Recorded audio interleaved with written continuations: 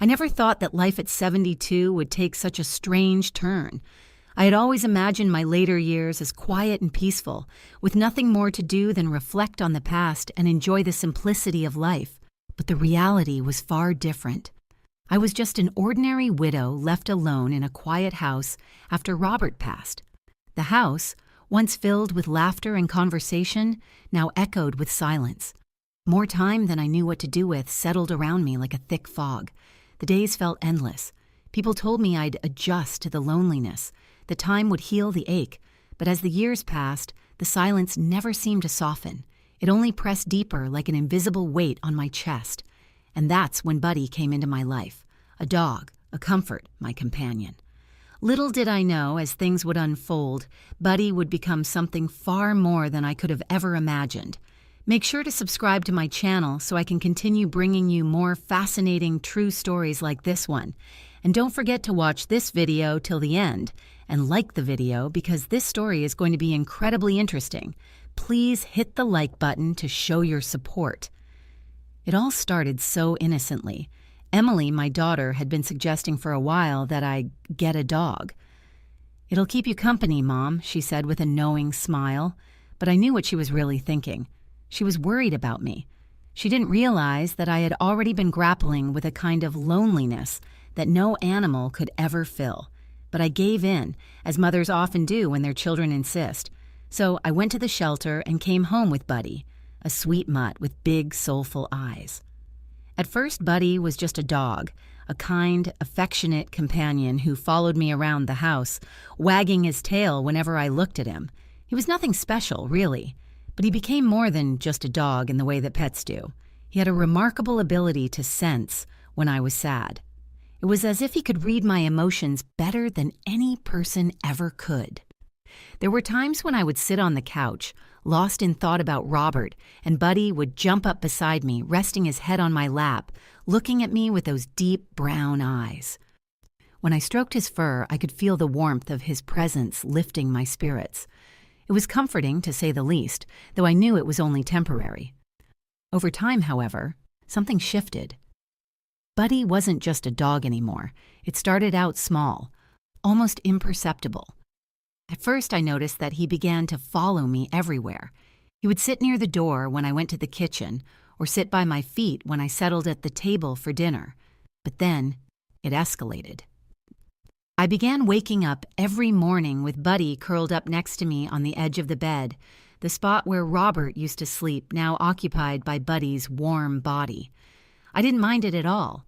It was the kind of comfort I had been missing since Robert passed away. It felt good to have someone, even if it was just a dog, there beside me, even in the stillness of the night. But it wasn't just his warmth that started to affect me. It was his presence, his constant watchful eyes. It wasn't normal for a dog to keep such a vigilant watch over its owner. Buddy started watching me with an intensity I had never seen before. It wasn't just that he was nearby. It was as though he was waiting for something, watching my every move. And that's when I started to notice how he seemed to understand me. It was the anniversary of Robert's death, and I was sitting alone on the couch, reflecting on the many years we had shared. It had been a difficult day, filled with memories and heartache. Buddy, as usual, was by my side, but this time, he did something different. Instead of sitting quietly at my feet as he usually did, he jumped onto the couch beside me and rested his head on my lap. His eyes locked onto mine, filled with a tenderness I couldn't quite explain. And in that moment, something changed. It was like he could feel the weight of my grief. He understood. "You're a good boy, Buddy," I whispered, absent-mindedly stroking his soft ears. As I did, I felt my heartache begin to soften, just a little. It was incredible how much comfort his simple presence provided. And as I looked at him, I thought, he understands me better than anyone. It wasn't the usual way a dog looks at its owner. It was deeper, more intimate. There was something human in his gaze. It was unsettling, yet somehow soothing. As the weeks passed, this bond between Buddy and me grew. I woke up every morning with him curled up beside me. At night, he stayed close, often following me from room to room, watching me with those deep, understanding eyes. But there was something else, too. His attentiveness grew, and it felt as though he was always on the lookout for something. His gaze followed me around the house as I moved, always expectant. At first I thought it was just my imagination, but the more I noticed it, the more I realized it wasn't just a typical pet-owner relationship. Something was shifting. There was one particular night that stands out, one that truly made me realize how much things had changed. It was late, and the house was quiet. I had just finished a cup of tea and was heading toward my bedroom when Buddy trotted in behind me as usual.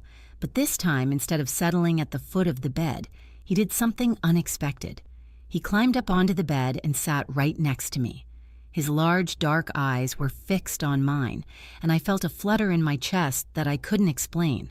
"Buddy, what are you doing?" I asked, trying to lighten the tension I suddenly felt. But he didn't move. He just sat there, staring at me. And there was something in his gaze, something intense, something that made my heart race. I could feel my pulse quicken, but I couldn't look away. It was as though he was waiting for me to do something, to acknowledge what had shifted between us. I reached out to pet him, and the moment my hand touched his fur, I felt it. It was as if a current passed through me, a warmth, a connection. It was the kind of feeling I hadn't experienced in years, not since Robert. The realization hit me hard. My bond with Buddy had crossed a line. What had started as companionship had become something deeper, something I couldn't fully grasp. I couldn't deny it any longer. Buddy wasn't just my pet. He was becoming my lifeline. From that night on, things only got stranger. Buddy became even more attached to me. He began following me around, sitting close by whenever I was near. He watched me with that same intensity, his gaze never leaving me. It wasn't just that he was loyal. It was as though he was watching over me, anticipating my every move. And when we sat together, his body pressed up against mine in a way that felt more intimate than it should have. I couldn't explain it, but it was starting to make me uncomfortable too. I wasn't sure what was happening, but it was as if Buddy had become a permanent fixture in my life, something I couldn't escape. One night, I woke up to the moonlight filtering through the blinds. As I turned over, I was surprised to find Buddy lying right next to me, his face so close that I could feel his breath. At first, I should have been startled, but I wasn't. Instead, a strange calm washed over me. I reached out and brushed my hand against his fur, and he responded by nuzzling closer to me. I should have been shocked. It should have felt wrong. But in that moment, I felt something I hadn't felt in years. Peace. I knew, deep down, that it wasn't normal. This wasn't the way a healthy relationship with a pet should evolve. But I couldn't shake the feeling that Buddy had become something more to me than just a dog. I tried to brush the thought aside, telling myself that I was simply lonely and that it was natural to seek comfort wherever I could find it. After all, I was an old woman who had lost the love of her life. What harm was there in finding solace in a dog's company? But as the days passed, the feelings didn't fade. In fact, they only grew stronger. Buddy seemed to sense it too. He was always by my side, waiting, watching. He followed me everywhere as though we were two halves of the same being, drawn together by something unseen.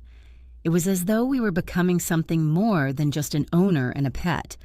It was something beyond the normal bounds of companionship, something I couldn't explain. It wasn't until one particular night, though, that everything came to a head.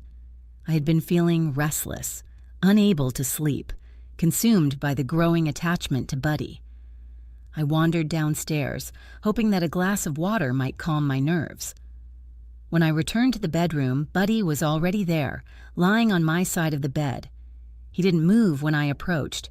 He just stared at me, his eyes intense, waiting, as if he had been expecting me all along. I climbed into bed, my heart racing. But once I was settled, Buddy moved closer to me. His body pressed up against mine in a way that felt far too intimate. It was as though the lines between pet and owner had blurred, and something deeper, something more troubling had taken its place. My breath caught in my throat, but I didn't push him away.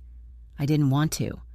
Instead, I let him stay there, his warmth filling the cold space in my heart. I should have been ashamed, but I wasn't. In that moment, lying in bed with Buddy beside me, I felt a sense of peace.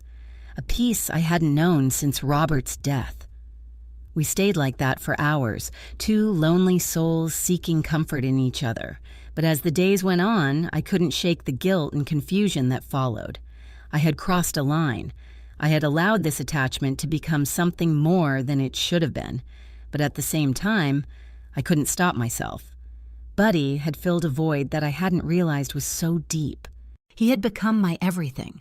But deep down, I knew that this wasn't healthy.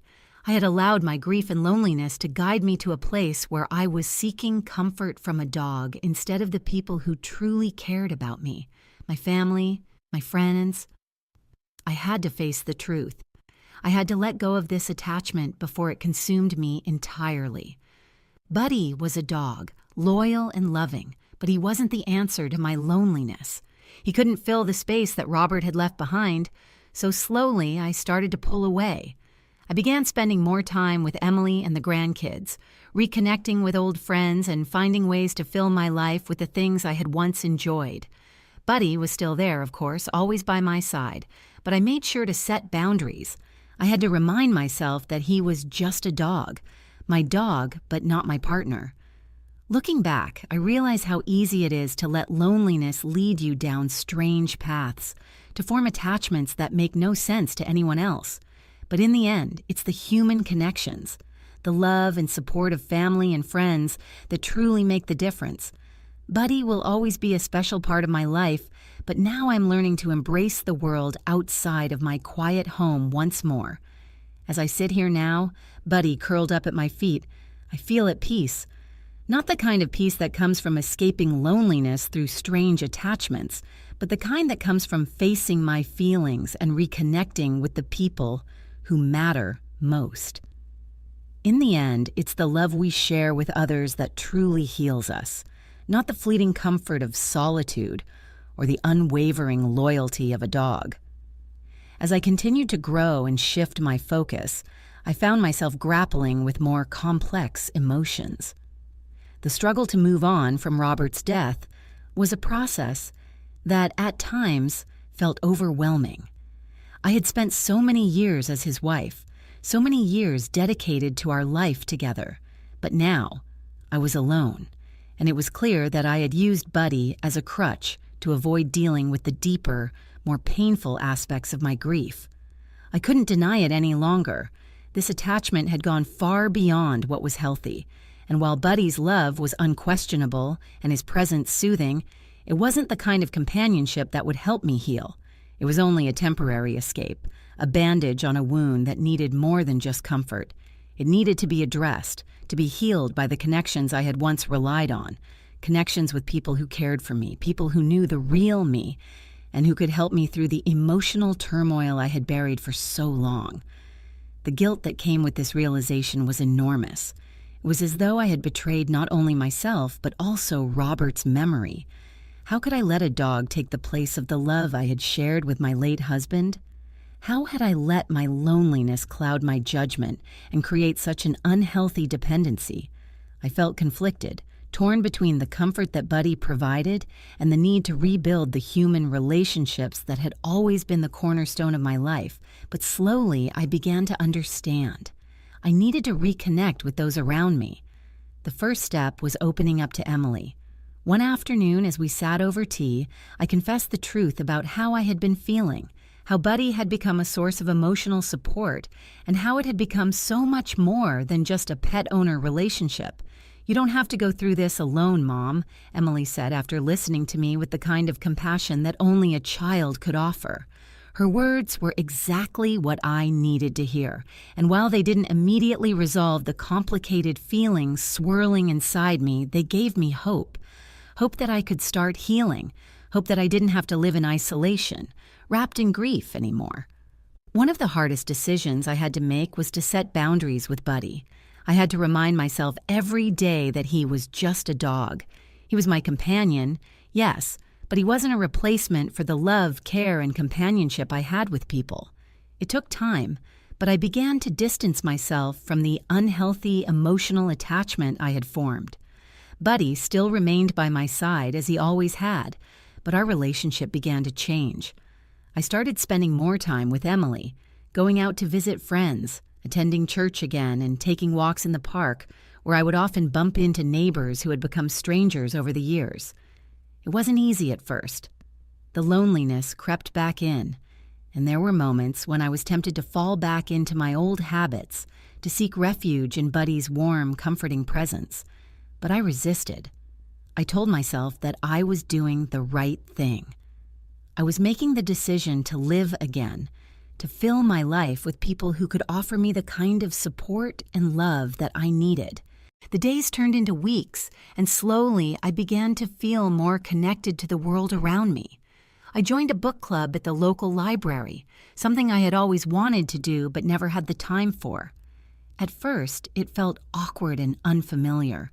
The other women at the club spoke of their children, their busy lives, and their families. I felt like an outsider, unsure of how to navigate the conversations. But as the weeks passed, I began to enjoy the group's discussions.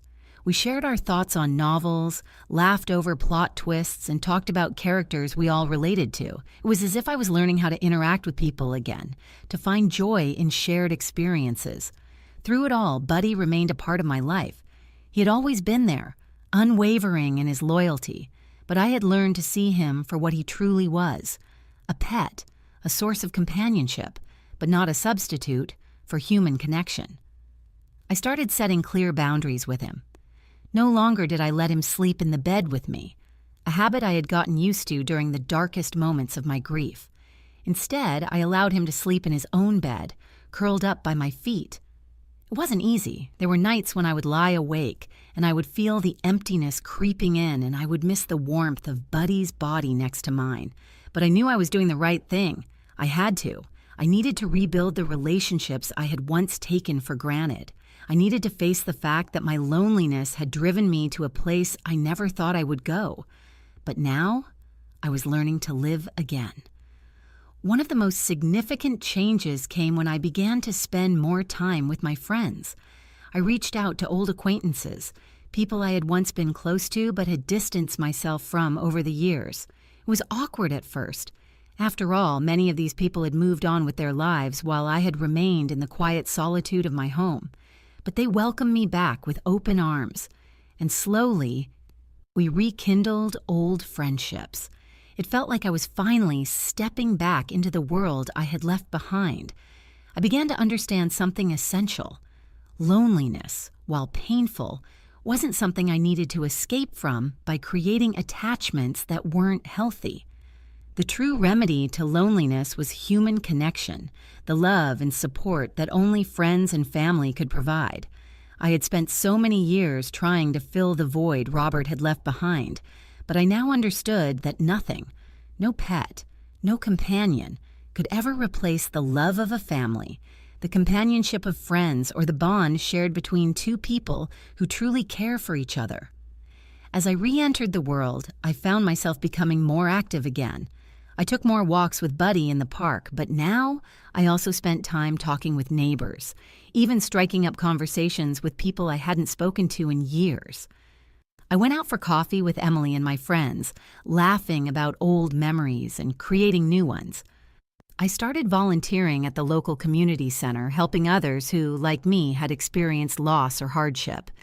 It was in these moments of giving, of connecting with others, that I truly felt alive again. Buddy was still by my side, always the loyal companion. He was no longer my only source of comfort, but he was a part of my life in a healthier way. I could now appreciate his company without relying on him to fill the emptiness inside of me. His love was pure, simple, and unconditional, and I cherished it. But I knew now that it wasn't enough to heal the deeper parts of me. Looking back, I see now how easy it is to fall into unhealthy patterns when faced with grief and loneliness. I allowed my feelings to cloud my judgment, and I sought comfort in Buddy, even though I knew deep down that I needed to reconnect with the people who loved me. But over time, I found my way back. I learned to open my heart to others, to allow them to fill the spaces that Buddy couldn't. And in doing so, I found a peace I hadn't known in years. Not the kind of peace that comes from escaping loneliness, but the kind that comes from confronting my feelings, from accepting that grief and loneliness are part of life, but they do not define me. As I sit here now, Buddy curled up at my feet, I feel content. Not the kind of contentment that comes from hiding from my emotions or leaning too heavily on a pet, but the kind that comes from facing my struggles head on, from rebuilding the relationships that matter most, and from accepting that I am not alone. I have my family, my friends, and even Buddy, who will always have a special place in my heart. In the end, it's the love we share with others that truly heals us, not the fleeting comfort of solitude or the unwavering loyalty of a dog.